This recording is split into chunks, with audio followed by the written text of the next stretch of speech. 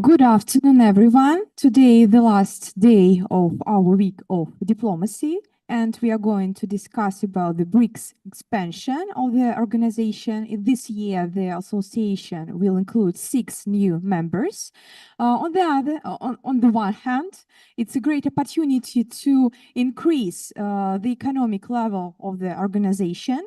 On the other hand, it is a really difficult challenge for all countries in the BRICS, especially for Brazil. Now, professor of political science at the Federal University of Rio Grande do Sul, coordinator of scientific research at the BRICS Political Center, member of the Vladai Club, Fabiano Mельничук, will lecture at a crossroads, Brazil in the phase of BRICS expansion.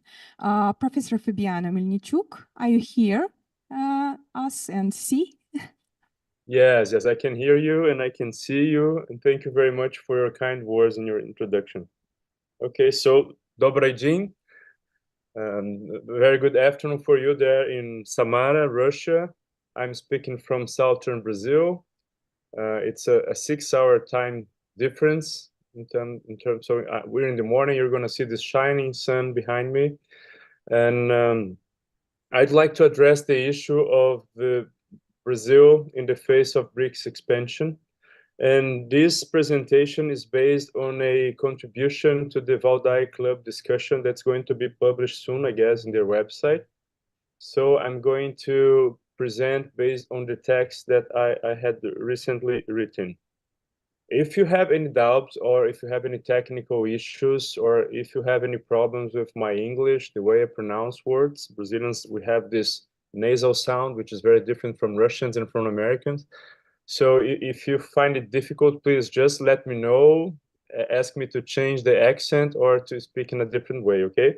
But please don't ask me to deliver this presentation in Russian, потому что я изучаю русский, но я не говорить по-русски. Я понимаю чуть-чуть, да? Well, so during the South Africa summit held in 2023, you know that BRICS countries agreed to invite Argentina, Egypt, Ethiopia, Iran, Saudi Arabia, and the United Arab Emirates to become new members this year, 2024. Although it was very welcomed by the foreign offices of the member countries as a demonstration of the group's strengthening, if we look this enlargement from the Brazilian perspective, the results were far from satisfying. And even depending on how harsh one is, the expansion can be seen as a Brazilian defeat or a defeat for Brazil. So my basic argument is that Brazil needs to reevaluate its strategy towards BRICS in general and towards the expansion process in particular in order to continue to be a relevant actor in the multipolar world. So my view is that Brazil wanted to negotiate the enlargement in a certain way, and it did not happen. And it was, in my view, a problem that was caused by the way Brazil is facing BRICS now.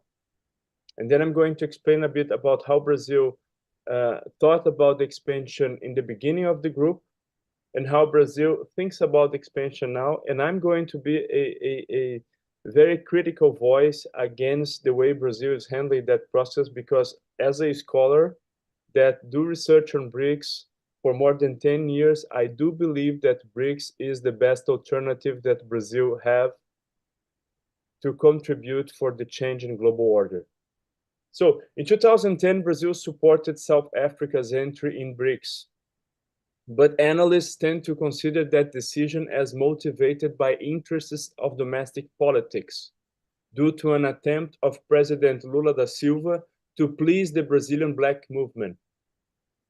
Moreover, at the international level, the inclusion of South Africa could facilitate Brazil's diplomacy due to the curious situation in which an informal group began to function within another, namely IPSA, formed a few years earlier by India, Brazil, and South Africa. Since then, Brazil had been cautious regarding the expansion of BRICS. The country feared that the dilution of power among new members could negatively affect its influence in the process of transforming the international governance structure.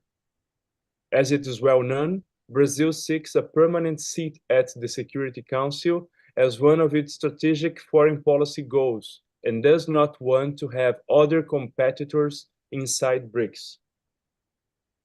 The salutary caution from the beginning gave place to one of a different kind from 2022 onwards. It seems that the cautionary position on the expansion stems from Brazil's lack of clarity regarding the possible benefits that BRICS can offer. Russian actions in Ukraine and the increasing tensions between China and the USA brought discomfort to Brazil. In this context, Brazilian diplomacy interpreted the actions taken by the Chinese presidency of BRICS in 2022 as aimed at strengthening the pillar of political and security cooperation of the BRICS organization to the detriment of the others. In the same vein, the accelerated expansion of the group sponsored by Beijing was interpreted as a decision to meet the needs of the security interests of both China and Russia. This stance by Itamaraty, which is the Brazilian Foreign Office,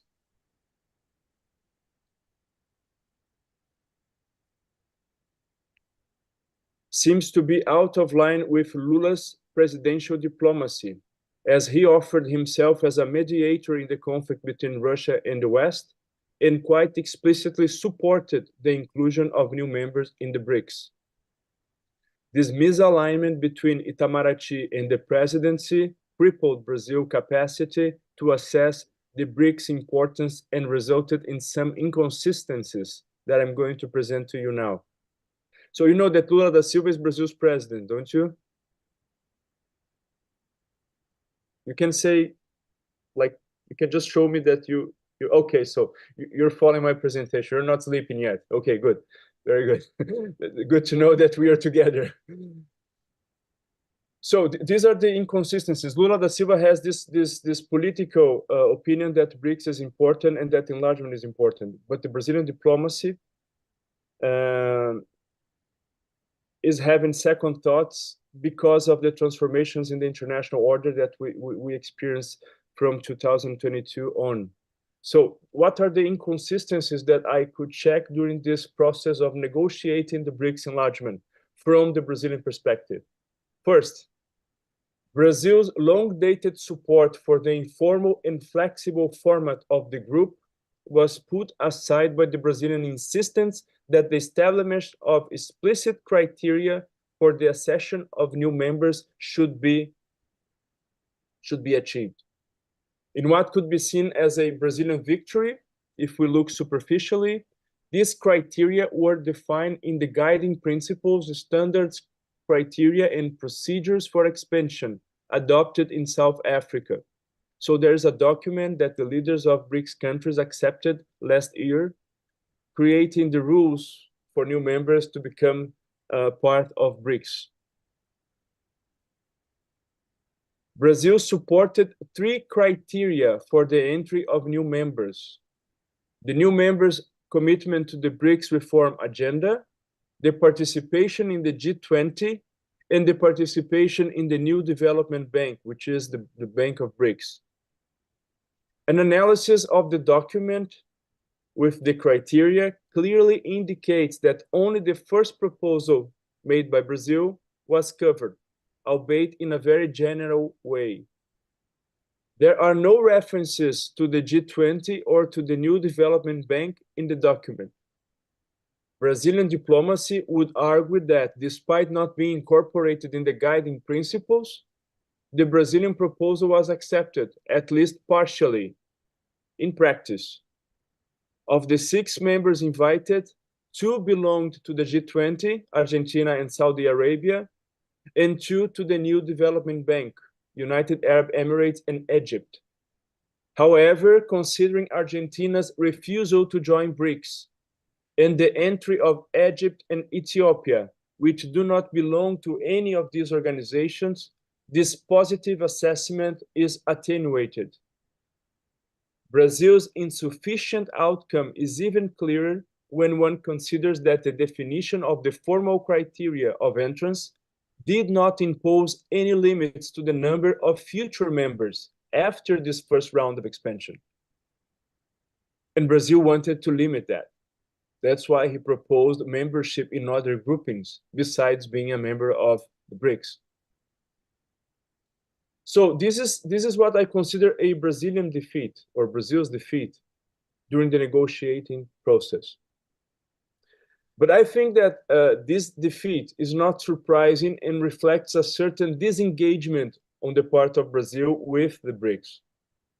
In fact, the drastic change in the direction of world politics from 2022 onwards has fueled an already well-known stance in Brazilian diplomacy that has been openly reproduced by diplomats occupying key positions in the BRICS negotiating process.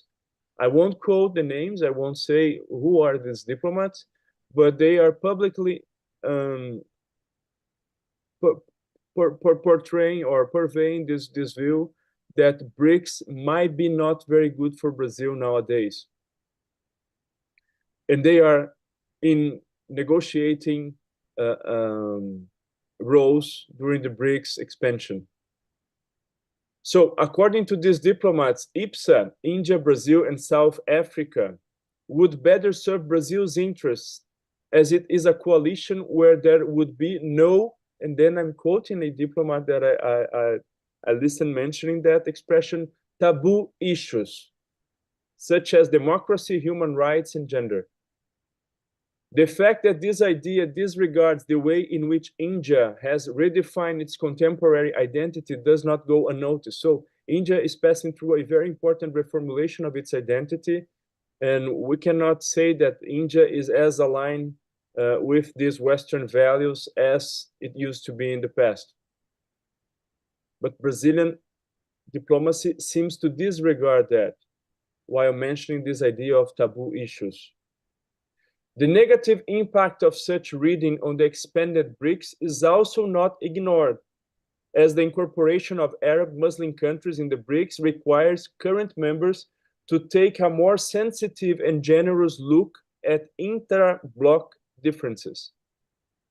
So originally, the idea of BRICS is that you had different countries that would respect their particularities, that would respect their own values, and would share the same interest of restructuring the international order. This was at the basis of BRICS.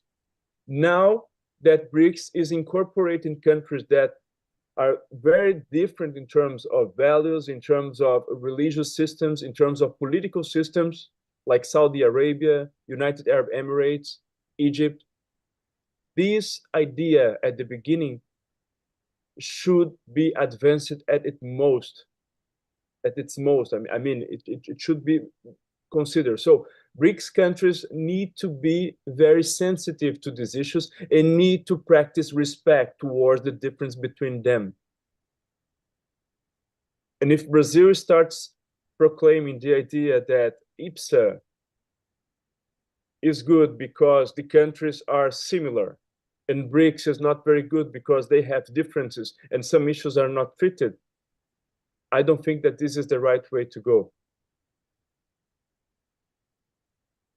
So it seems to me that this pro-IPSA discourse seems more like an escape route from BRICS than a bet on the way IPSA could work itself.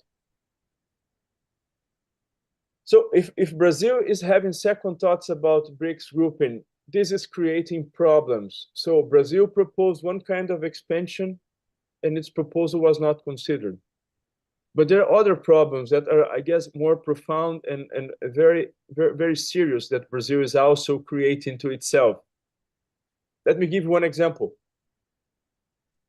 Brazil has another inconsistency that harms the country's participation in the BRICS Plus format, and it refers to the appointment of key figures in the BRICS ecosystem. You know that the presidents of the New Development Bank is a rotative one. So you have at each 5 years, you have a member of one of the countries that is the president. And it is done, of course, through the indication of these countries, the appointment of these countries. So the last president that we had was very aligned to the US, President Jair Bolsonaro. And Brazil even became an extra European member or extra territorial member, I don't know how they call that, of NATO, which in Brazil, for the Brazilians had no meaning. And for the Brazilian diplomacy, they had to accept that because the former president wanted that. But, there's no implication in terms of Brazil having commitments with NATO. Nowadays, we're not talking about that anymore because the government is not aligned with the West in that way. But the former president appointed Marcos Troijo to be the Brazilian representative as the president of the New Development Bank. And Marcos Troijo was a very pro-Western liberal, which is a contradiction because the BRICS Bank originated from a structure that wants to, I won't say to confront Western institutions like the IMF, but wants to be an alternative to the policies of conditionality and the imposition of political values based on economic power. So the former president of Brazil had appointed Marcos Troijo, and now that Lula was re-elected, Lula appointed the former president of Brazil, Dilma Rousseff, as the president, and she is the president of the New Development Bank nowadays. Dilma Rousseff was the one that was at the presidency of Brazil in 2014, when at the summit in Brazil, the New Development Bank was launched. So it was seen by the BRICS partners as a very good gesture of the President Lula to show the importance that he was conferring to the New Development Bank. However, it was during Dilma Rousseff's government first term from 2011 to 2014 that Brazil started changing his foreign policy and starting a reapproachment with the United States and with the European Union, because the Brazilian foreign minister at that time, Antonio Patriota, thought that Brazil was too close to Russia and too close to China inside BRICS, and he wanted to rebalance these relations. Well, it turns out that Dilma Rousseff found out that the United States were spying on her. And so they had recorded phone conversations. I don't know if you remember that or if you have ever studied that moment in diplomacy, that Germany, Angela Merkel and Dilma Rousseff, they had phone conversations recorded, and the Americans were very interested in knowing about how would be the Brazilian policy in terms of energy supplies with our oil company, Petrobras. And so Dilma Rousseff, that was promoting this reapproachment with the United States, was very mad at Obama and said that she wouldn't talk to Obama anymore until Obama apologized to her for doing that. Of course, Obama didn't apologize. Obama didn't apologize to Germany, and he wouldn't apologize to Brazil because the United States is a superpower. And so Brazil became adrift. Brazilian diplomacy had a plan to rebalance the relations within BRICS because of the importance of Russia and China, with this reapproaching the United States. And then when we're going towards the United States direction, our president had a problem with the president of the United States, and so we stayed adrift in the middle without going nowhere. So this is a problem to me, that she is now at the presence of the BRICS Bank, although she's doing a very good job. But there's another problem, and this is more in terms of the negotiating process of enlargement. During Dilma Rousseff's term as president, Brazilian diplomacy passed through a crisis that resulted in the dismissal of the foreign ministry, Antonio Patriota. The crisis happened in Bolivia, La Paz, where the Brazilian embassy had accepted a senator from the opposition in the Bolivian state as a refugee. He entered into the embassy to ask for asylum, and Brazil conferred asylum to him, because otherwise he would be put in jail by Evo Morales, the president of Bolivia, and the justice system of Bolivia, because he was being accused of corruption. So this senator spent months inside the Brazilian embassy, and he was telling everyone that he would commit suicide. So without the authorization of the Brazilian diplomacy or of the Brazilian government, one diplomat that was in charge of the embassy put this senator in his car, the car of the embassy, and drove 22 hours towards the Brazilian frontier with Bolivia. And there was a Brazilian senator with a private jet that took him, the senator and the diplomat, and took them to the capital of Brazil and presented this senator as someone that was freed by Brazilian diplomacy, because this senator didn't have the permission to leave the Brazilian embassy in La Paz, because even though he was accepted by Brazil as an asylum seeker, the government of Bolivia did not recognize that at the moment. And so that was a huge crisis, because a diplomat took an action of such an importance that could affect the relations between these two countries. And the Brazilian diplomacy was not aware, the Brazilian government was not aware, and Dilma Rousseff, the president herself, knew that through the news when everything had happened. So it was a crisis. The foreign minister was fired by Dilma Rousseff. And then after there was a administrative procedure against this diplomat, and he received a penalty of 20 days without working, but receiving his salary. It's very good in Brazil, public service. It happens sometimes when we commit a minor misconduct, we still receiving our salaries, and we don't need to work. So that's a different thing in terms of cultural aspects. But anyways, so it happens that today this diplomat is the Brazilian Sherpa at the BRICS. You mean what a Sherpa is? Is the one that is the one in charge of the whole negotiation with the BRICS, and is the one for whom all diplomats involved in that should report. And he's going to report directly to the foreign ministry. And he was the one that had the idea of negotiating or having these criterias together, of course, with the foreign ministry for entrance in the BRICS that were not accepted and that were not put in practice in the last South Africa summit.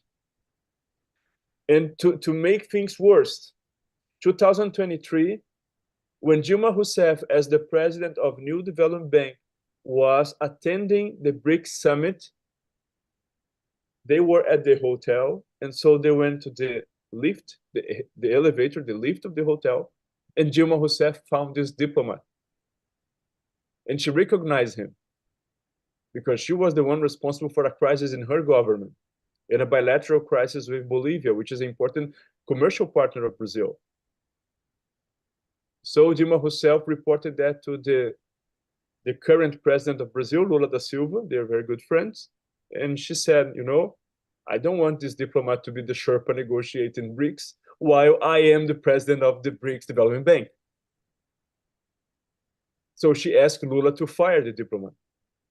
But Lula did not fire him. And he is still being the Sherpa. So I cannot imagine such a situation coming from other partners in BRICS. We have two very important persons involved in the BRICS process. Of course, the New Development Bank is an autonomous structure compared to the political process of BRICS. But you should create a good environment of trust between those that belong to the same country and are involved in the same project.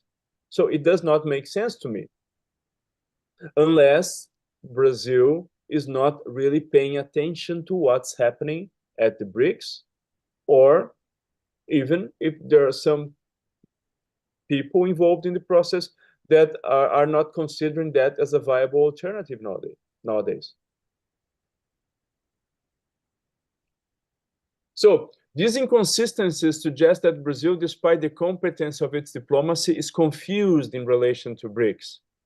The fact that the Biden administration contribute decisively to the maintenance of Lula da Silva in power after the failed coup attempt attributed to the former President Jair Bolsonaro must also be considered. I don't know if you're aware of that, but there are many judicial procedures nowadays in Brazil against the former president because he asked the chiefs of the army, of the navy, and of the airspace force of Brazil to support him in a coup after Lula won the election last year in 2022. So the judiciary in Brazil found out that, and so now they are prosecuting the former president. And while that was happening, that was the second half of 2022, Antony Blinken from the United States came to Brazil. The CIA chief came to Brazil, and many other high-ranking diplomats came to Brazil to talk directly to the military in Brazil, saying that the United States wouldn't support such a coup, and that they were disencouraged to go through that venue. So Lula da Silva knows that, and some analysts identify that as a debt that the actual government of Brazil have with the United States and Europe. So that would explain why the relation between Brazil and Europe is becoming stronger, why the relation between Brazil, Russia, and China is not advancing. And I can feel that when I talk to diplomats and when I ask what's going on. So nobody knows exactly what's happening because Brazil is not profiting the way it could profit from the BRICS. So there is this indecision, and there are pressures. There are pressures from all sides against the Brazilian participation in the BRICS and against the Brazilian role as a possible mediator between the crisis of China and Russia and the West.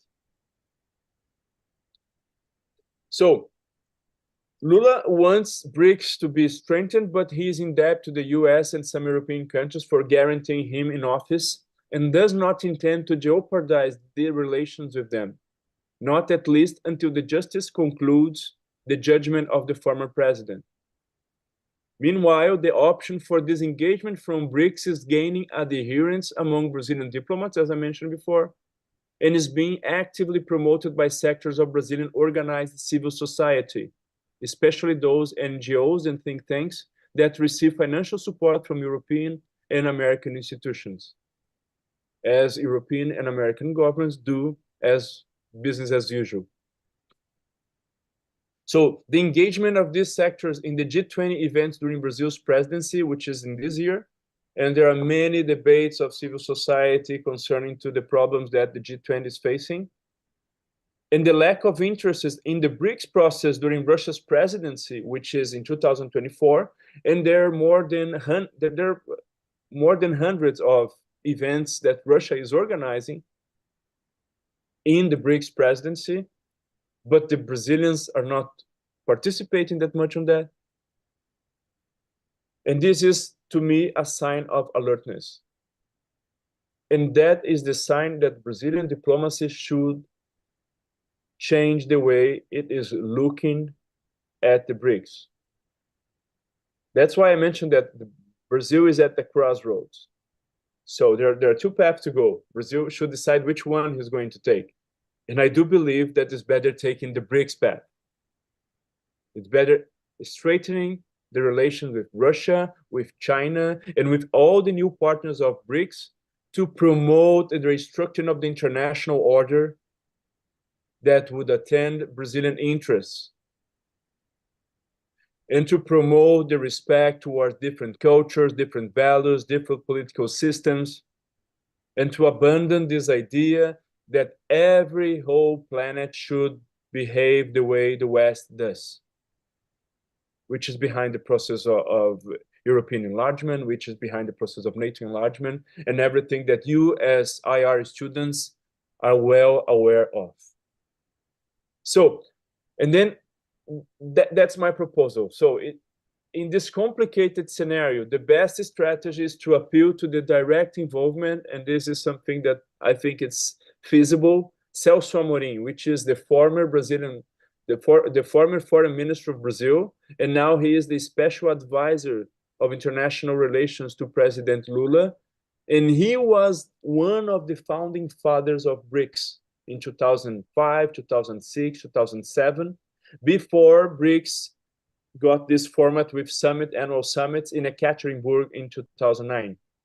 So during the events of the General Assembly at the United Nations in September, Celso Amorim and Sergei Lavrov started talking about the possibility of creating a political group named BRICS, because this label was already very famous due to the report of Jim O'Neill of Goldman Sachs about which countries would benefit or would develop faster than other countries in the future. You know that this acronym came from the market and then became a political organization due to the efforts of Celso Amorim and Sergei Lavrov. These two countries, Brazil and Russia, were very important at the beginning of BRICS.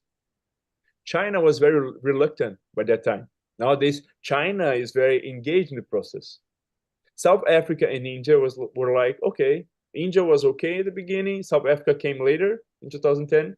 But Brazil and Russia were the most important actors. So we need to ask to the Brazilian current advisor for international affairs of the presidency, Celso Amorim, that was involved in the process, that is a very good diplomat, very experienced diplomat, and respected by all countries that belong to BRICS, that he gets involved with this process. I would even suggest that Brazil should create a task force, BRICS task force, with Celso Amorim as the head, and many other diplomats working towards the improvement of Brazilian relations inside BRICS, and the adjustment of what are the demands that Brazil have and what could be offered by the other partners. For instance, if the BRICS, now in this enlarged format with 10 members, could assure that they are going to be proactive in the way negotiations concerning the restructuring of the Security Council of the United Nations are happening, and that they support Brazil, India, and South Africa as permanent members, and they create a venue for negotiation with the other permanent members, which Brazil has also good relations. I do think that this could be a very attractive offering for Brazil to opt for the BRICS path. So otherwise, I don't see Brazil in this enlarged process intensifying its participation in the group. Brazil needs to create a proper structure to handle BRICS. Otherwise, we're going to miss that opportunity. So this is my take on the way I see Brazilian participation in the enlargement process. I'm criticizing here some decisions that are happening, okay? I'm not criticizing at the whole the Brazilian diplomacy, because I know Brazilian diplomats and the world knows Brazilian diplomats, and they were one of the best in the world. So, and I'm not saying that just because it's my country, they represent my interest, but because they really are. If you had I guess last year, Baiana Suarez, our ambassador in Russia, went to your university to deliver a speech about BRICS. And he's a very important figure at the Brazilian diplomacy, and I respect him very much. And he's doing a great job there with the other 10 or 11 diplomats that are serving at the Brazilian embassy in Moscow. They're doing a great job to put our countries together to intensify the bilateral cooperation in different spheres. For instance, universities. It's going to be a meeting of rectors of Brazilian universities and Russian universities in October, which is going to be very important. I guess Samara University is going to participate in that, so that we can improve our collaborating venues. So Brazilian diplomats and Brazilian diplomacy is very good, above the average in terms of internationally accepted standards. But we need to take political decisions, and political decisions are not taken by diplomats. They're taken by the leaders. So this is an urge for the Brazilian leadership to consider BRICS as the best alternative that we have now to achieve our interests in the future. So that's my take. Thank you very much. And I'm really to hear your questions and to engage in the debate. Thank you. Thank you very much for this wonderful lecture. Well, I am sure that our students have some question for you. Well, I see the hands. Thank you for your speech. My name is Denis. I'm a student of this university. And my question concerns the consequences of Argentina's refusal to join BRICS. So has this had any impact on relations between Brazil and Argentina? And do you think that the relations between these countries have deteriorated? Thank you. Okay. Well, thank you very much, Dennis, for your question. Well, I think Argentina has deteriorated itself, not the relations between Brazil and Argentina. So this is a very, very interesting situation in Argentina because they choose a president that have many intriguing perspectives on world affairs.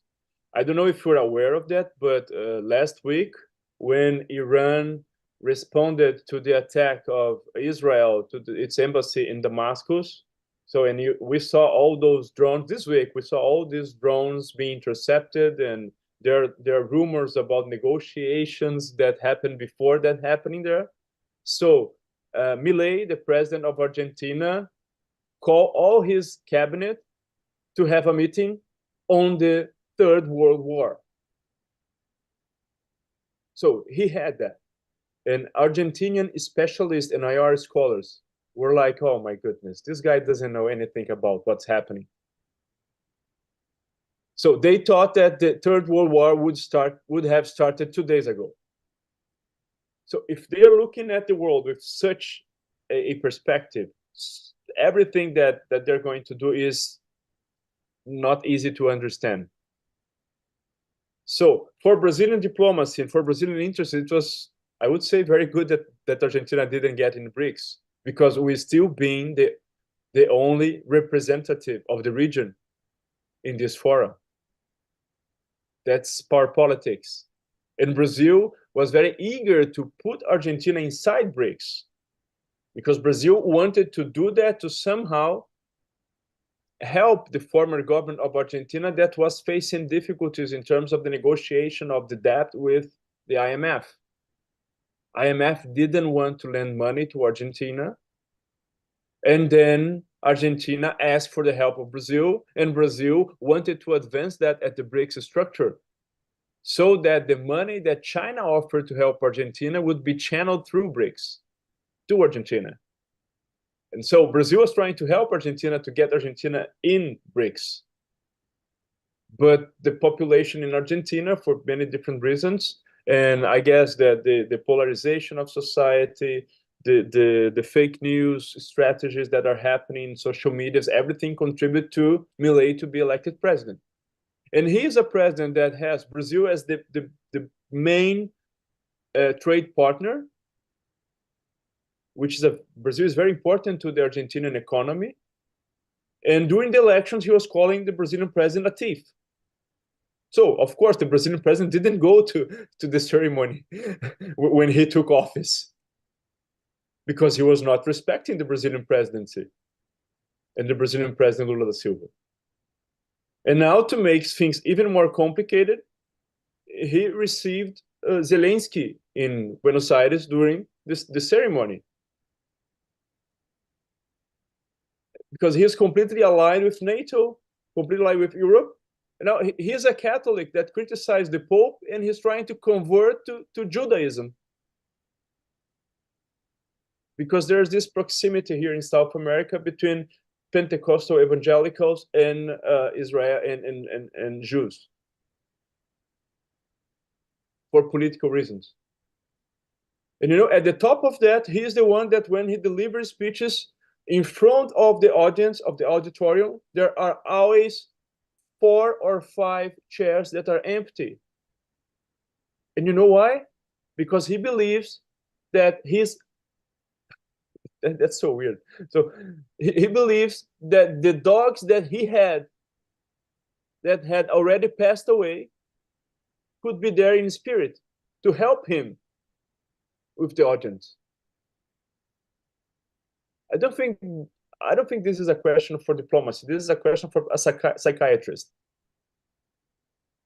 So, you know, the relations between Brazil and Argentina are way more strong than the relations between the presidents, because the presidents, they change, but the states, they become, and we are neighbors to Argentina, and we're going to be neighbors forever with Argentina. I hope so. So if it's deteriorating, I guess Argentina is deteriorating itself, not the Brazil relations with Argentina. So that's my view. Of course, this is my view as a scholar and as someone that lives close to Argentina, that loves Argentina, that admires Messi as a soccer player, that admires Maradona as a soccer player, that loves Argentinian wines. And so I'm called a gaucho. Those Brazilians that live in the border are gauchos, like the Argentinians and the Uruguayans are. So if I take my car, in 8 hours, I am in Buenos Aires, which is the capital. And it takes me like 15 hours to get to Brasilia, which is the capital of Brazil. So I'm closer to Argentina than to the Brazilian central states. I have a profound respect for Argentinians and for the Argentina, but no, I don't think that he's going to be a good leader if he keeps doing these choices that he's doing. Thank you very much for this full answer. I think that's one more question for you.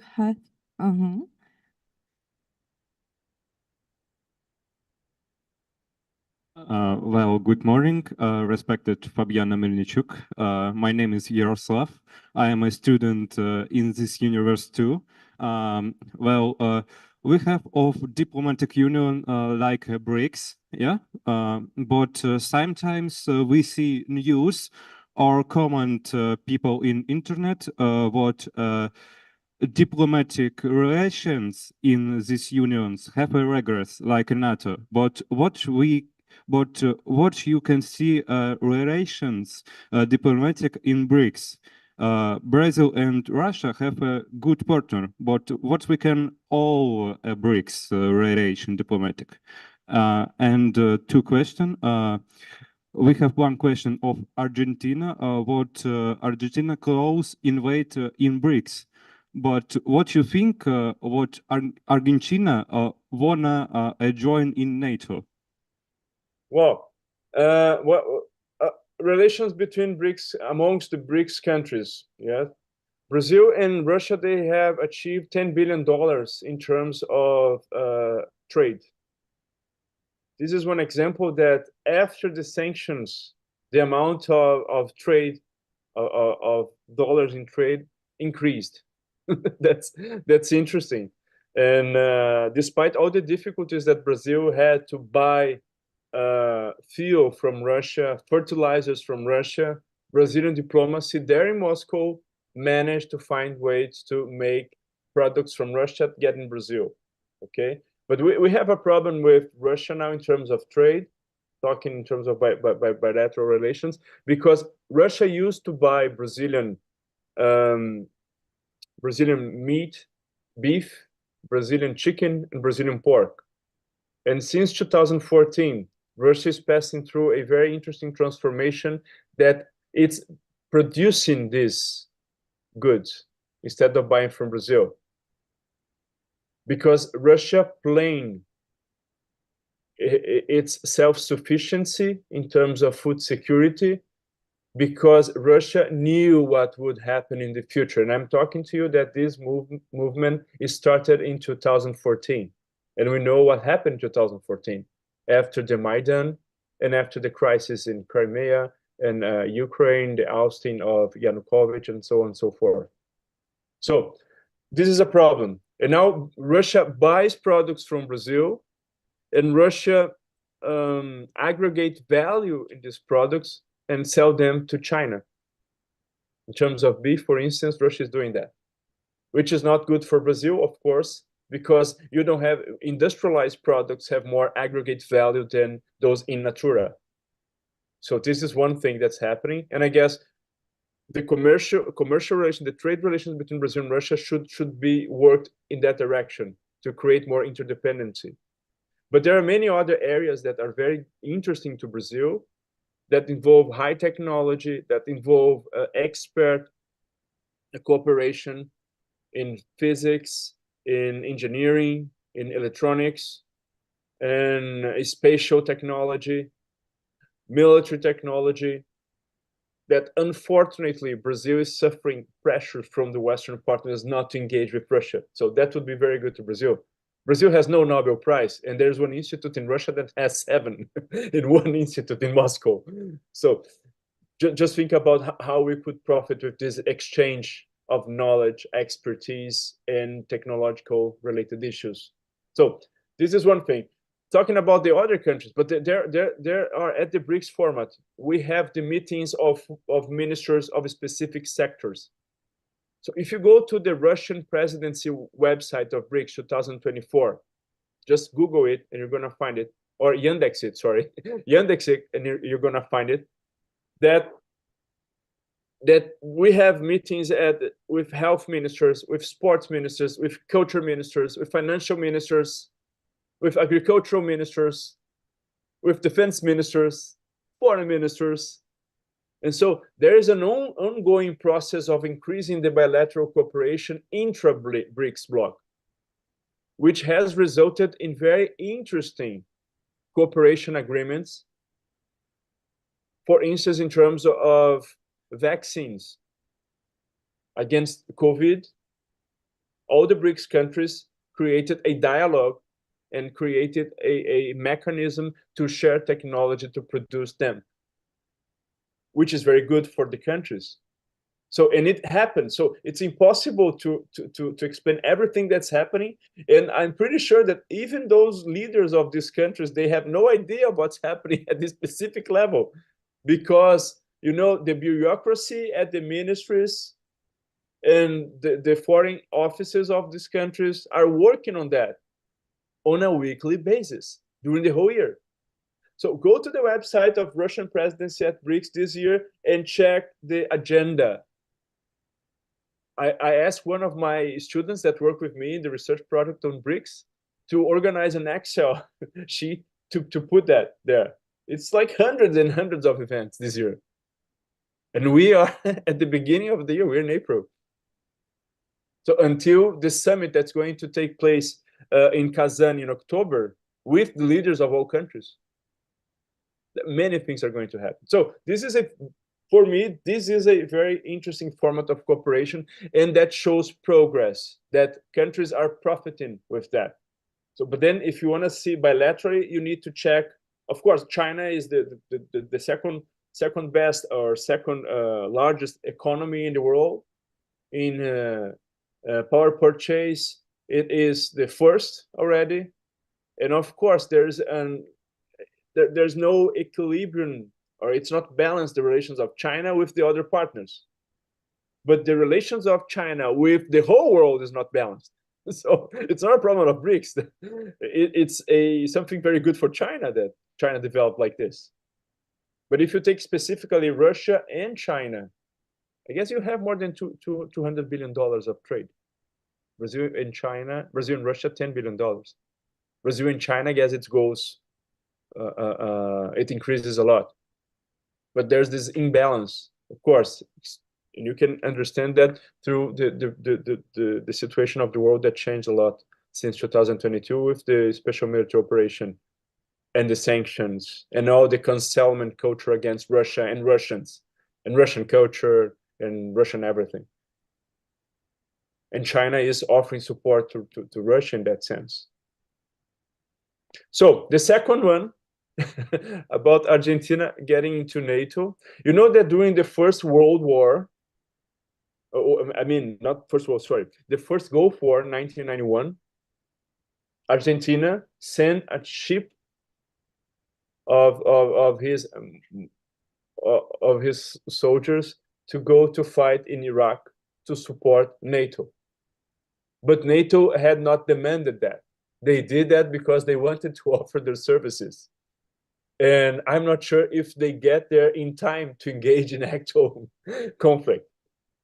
So just for you to see that this idea of Argentina becoming a part of NATO is a way that some political elites in Argentina have to demonstrate that they adore the West, that they consider themselves as being Westerners, liberals. But there are a large part of the population in Argentina that do not see them like this. They see them as Latino-Americanos, like we are. So we are the result of the colonization process of the Europeans against the original peoples that lived here in South America.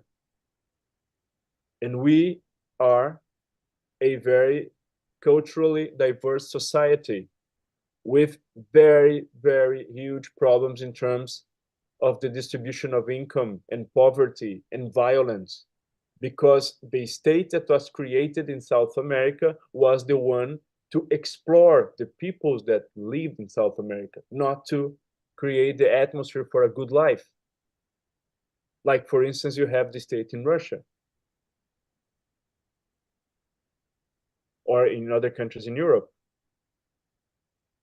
So this is not unanimous in Argentine society. This is a political move of the president to tell to the West that, you know, we're going to be your partners because we identify with you. We want to be like you.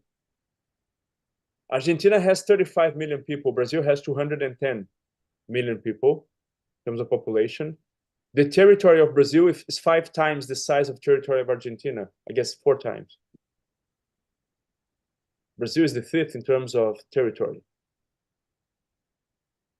And so if they can behave like this, telling the West that the West should teach them how to be, that's okay for them. But Brazil won't do that, because naturally Brazil is stronger and bigger and has its own interests in the international arena. This is again what I have to tell you about Argentina, but with this remark that I love Argentina culture, I love Argentina wine, I love Argentinians, I like Argentina soccer players, okay? And we are good neighbors, but you know, sometimes they make choices, we need to respect these choices, but we don't need to agree with these choices. Thank you. Thank you very much. One more question. Thank you for your speech. My name is Yulia, and I'm also a student here in this university. So my question is actually regarding Brazil, which is, what are the strategic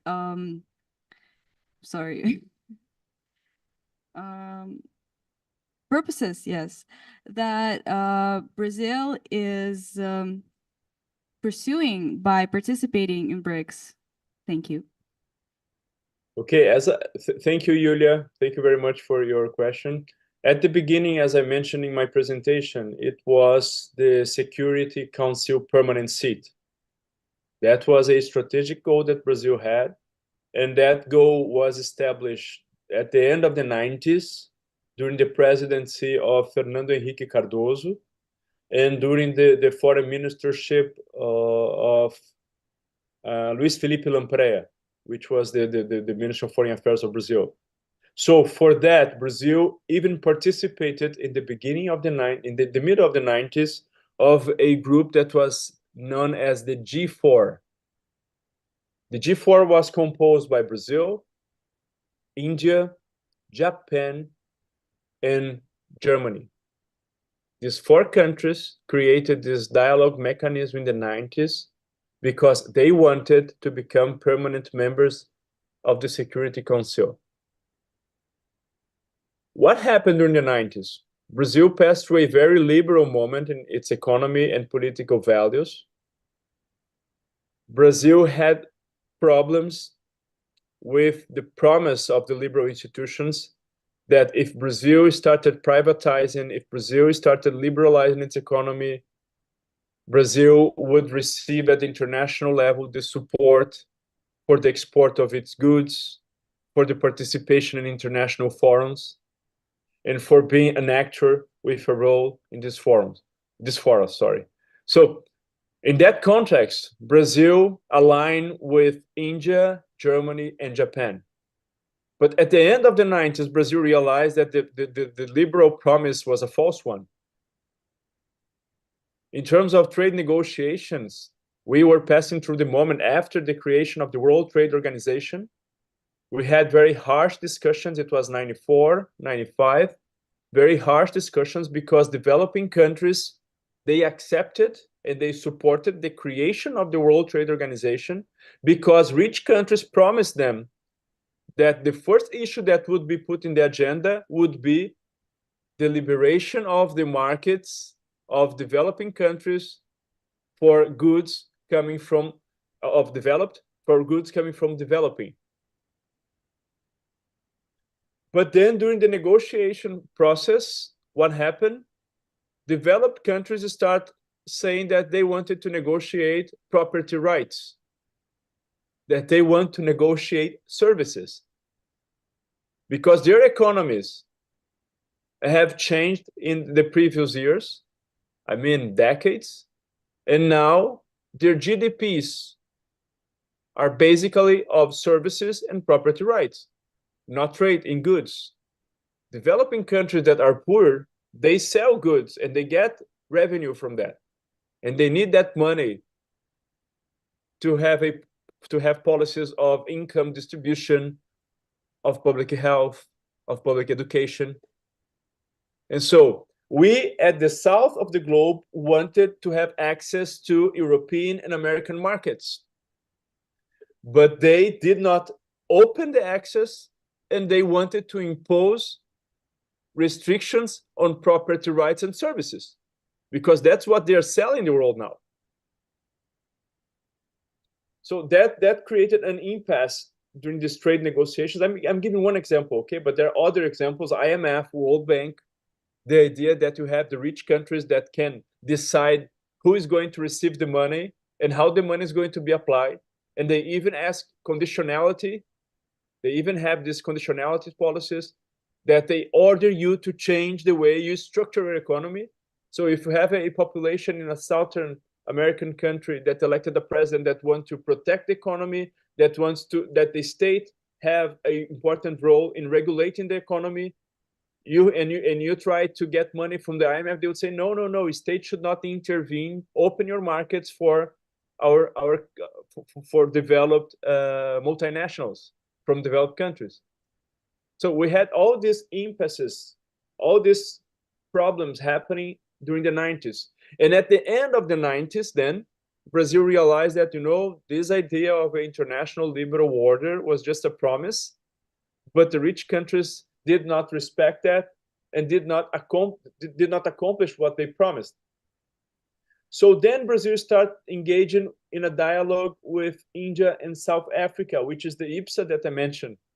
And in 2001, 2002, Brazil engaged in this dialogue and created this mechanism, IPSA, abandoning Germany and Japan. And after that, Brazil engaged because he saw that it was not sufficient to have the support necessary to become a permanent member of the Security Council. Then Brazil started engaging the BRICS process. So you see there's a transformation of Brazilian position from a pro-liberal order in the 90s to a more contestatory order and a multipolar order and a more developmentalist order until today. That's why I think that Brazil is at the crossroads. So the Security Council is very important because once a country belongs to the Security Council, there are many other side issues that can be negotiated, and Brazil would have more power to negotiate it than negotiating a veto power that Brazil would have. That's how it works. For instance, when you have when someone calls for a vote on a resolution at Security Council, the diplomats, they negotiate, and there are things that are not overtly, I would say, on the table, in the negotiating table, but there are things that are discussed closed doors that countries assume compromises in doing if they can align a favorable vote for their interests. So this is the kind of power that Brazil would have. Well, thank you very much. Well, Unfortunately, we have really tight deadline at our conference. So we want to say you thank you very much. As for me, and I think as everyone in this class, I am really delighted by your lecture. Your English accent, it was really wonderful for me. Well, yes. It's a great honor to listen to you for us, and it would be a great honor if you maybe will participate in our next events if you have time. Thank you very much. Have a good day. Okay, thank you very much. Большое спасибо.